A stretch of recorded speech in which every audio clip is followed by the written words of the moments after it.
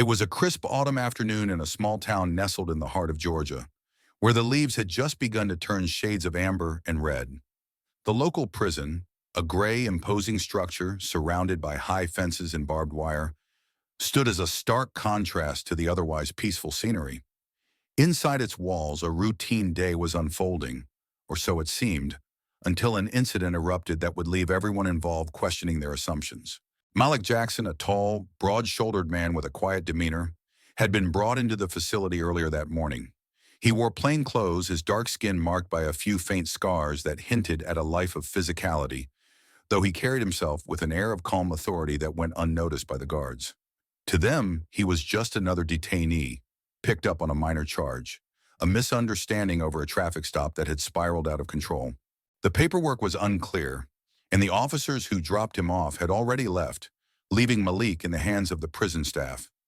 The trouble started in the intake area. Two guards, Officer Daniel Hayes and Officer Robert Klein, were on duty. Hayes, a wiry man with a short temper, had been working at the prison for over a decade and had grown jaded by the endless stream of faces that passed through. Klein, younger and bulkier, followed Hayes' lead, eager to prove himself in the rough and tumble environment. They sized Malik up as he stood silently, hands cuffed behind his back, waiting for processing. "Move it! Let's go!" Hayes barked, shoving Malik toward the holding cell without much regard. Malik stumbled slightly but regained his balance, saying nothing. His silence irritated Hayes further. "What's your problem, huh? Think you're too good to talk?" he sneered, stepping closer. Klein smirked, crossing his arms as he watched. "I'm just waiting to be processed," Malik replied evenly, his voice low but steady. There was no defiance in his tone, only a quiet resolve. But to Hayes it sounded like a challenge. He grabbed Malik by the collar and pushed him against the wall, the metal cuffs clinking as Malik's hands strained behind him. "You don't talk back to me," Hayes snapped, his face inches from Malik's. "You're in my house now." Severin Klein stepped in, grabbing Malik's arm roughly to drag him toward the cell. What they didn't know, what they couldn't have known, was that the man they were manhandling wasn't just some random detainee. Malik Jackson was a Delta Force commander, a highly trained operative with years of covert missions under his belt. He'd spent the last decade leading elite teams in some of the most dangerous corners of the world, facing threats far greater than a couple of overzealous prison guards. But today he wasn't on a battlefield. He was here, caught in a bureaucratic mess, and he had no intention of escalating things. Yet, the situation deteriorated quickly. As Klein yanked Malik forward, Hayes swung a baton, aiming for his legs to force compliance. Malik instinctively shifted his weight, dodging the blow with a fluidity that caught both guards off guard.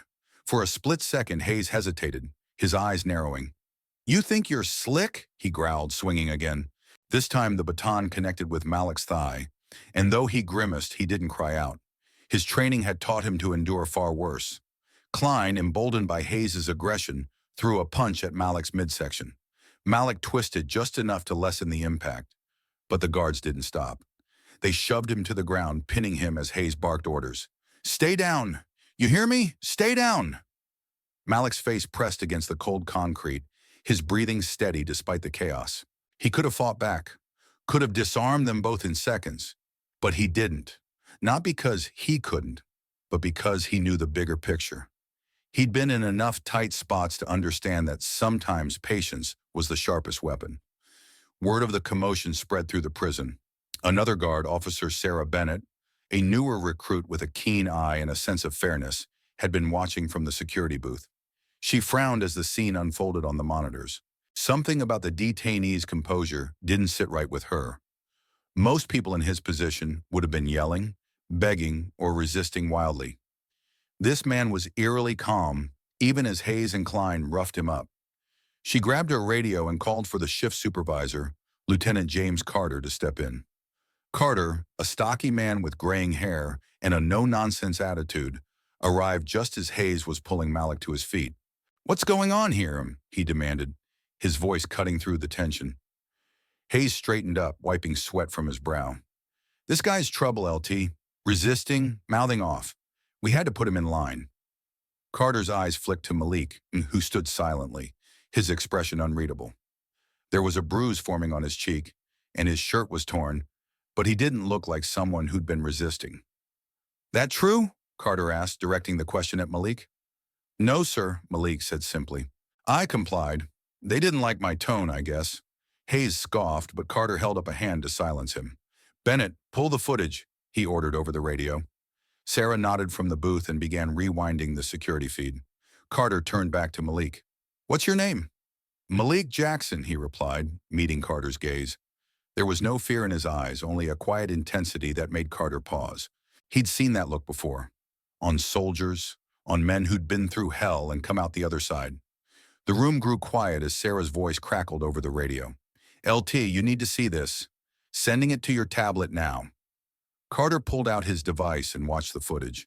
It showed Hayes and Klein escalating the situation unprovoked. Malik hadn't resisted, hadn't fought back.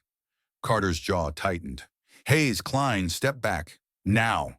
The two guards exchanged glances but obeyed, their confidence faltering. Carter looked at Malik again, then tapped his radio. "Get me the intake records for Malik Jackson. I want everything. Now." What came next unraveled the entire situation. The records arrived minutes later, and with them, a phone call from a high-ranking official at the Department of Defense. Malik wasn't just a detainee. He was a decorated Delta Force commander, temporarily in town on leave, who'd been mistakenly detained after a mix-up with a rental car reported stolen. The officers who'd brought him in hadn't bothered to verify his identity beyond a cursory glance at his ID, which matched the car's registration by coincidence. Carter's face paled as he read the file. "Commander Jackson," he said, his tone shifting to one of respect. "I apologize for this. You shouldn't be here." Malik nodded, brushing off his torn shirt. "Mistakes happen. Just get me out of these cuffs." Hayes and Klein stood frozen, the reality sinking in. They just attacked a man who could have dismantled them without breaking a sweat. A man who'd chosen restraint over retaliation. Carter uncuffed Malik himself, then turned to the guards. "You two, my office. Now. This isn't over." As Malik rubbed his wrists, Sarah approached him cautiously. "Sir, I'm sorry you went through that. Are you okay?" "I've had worse," Malik said with a faint smile. "Thanks for stepping in." She nodded, still processing the gravity of what had happened. Carter escorted Malik out of the holding area, personally ensuring his release was expedited. Within an hour, Malik was walking out of the prison gates, the late afternoon sun casting long shadows across the parking lot. He didn't look back. Back inside, Hayes and Klein faced a reckoning. The footage, combined with Malik's status, left no room for excuses. Carter suspended them pending a full investigation, and whispers of the incident spread among the staff. The guards who'd once strutted with authority now faced the consequences of their actions, their careers hanging in the balance.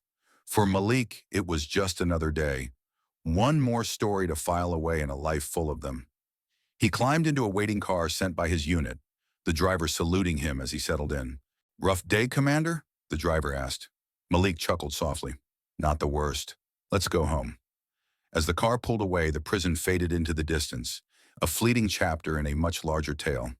Malik had walked away unscathed, his dignity intact, leaving behind a lesson in humility for those who'd underestimated him. The guards had learned the hard way that appearances could deceive, and that some men, even in chains, carried a strength far beyond what the eye could see.